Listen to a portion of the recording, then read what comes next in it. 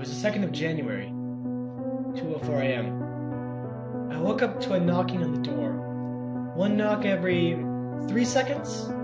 I slipped on my slippers and walked down the stairs. As I walked down, the knocking on the door got faster, almost like a heartbeat. When I got to the door, the knocking stopped. I looked outside and nobody was there. I went back up to my room and went back to bed, thinking it was just some kids playing a prank. At 4:21 a.m., I woke up to the front door slamming shut. I jumped, terrified, looked over my frosted window to find "Smile" written all over in the frost. I grabbed my phone next to me, ready to call 911, only to find a message written on it saying, "I told you to smile." I cried and ran for my life, running outside. As soon as I got outside and knocked on my neighbor's house across the road, they answered and held me while I sobbed. They phoned the police. At exactly 5:42, the police came to my neighbor's house after an extensive search of my house. They told me there had been no evidence of anyone in my house other than me.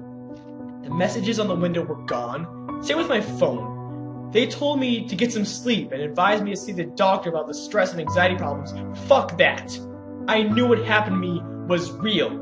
The following evening, after spending a day at my neighbor's, I went home. I went up to my bedroom and set up a camera. It was aimed at my bedroom door and my bed. I set it to record and went to sleep. Thankfully, I slept through the night. However, as I watched the footage,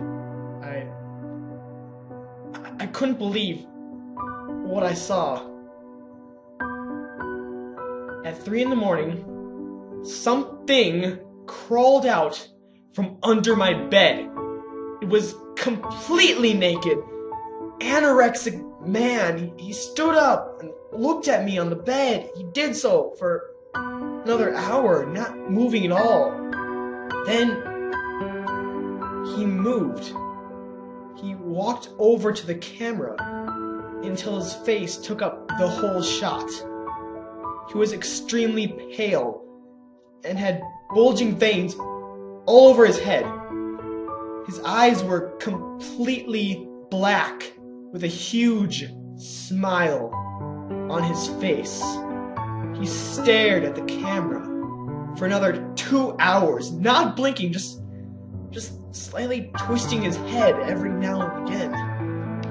After 2 hours of him staring went past, he walked back over to my bed and crawled back under. I skipped the video forward until it showed me getting up and walking over to the camera. The video finished. I was frozen with fear. The video showed him going back under, but not leaving. Whatever it was still there.